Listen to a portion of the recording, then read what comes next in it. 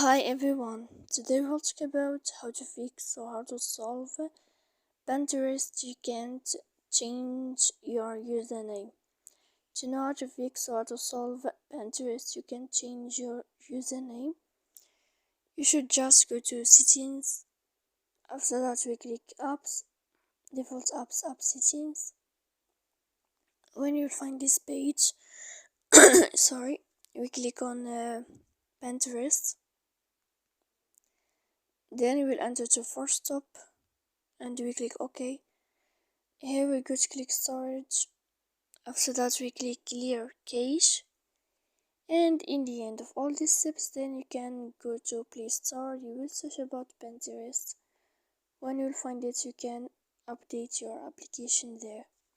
So please don't forget to support us by like and subscribe. See you next time.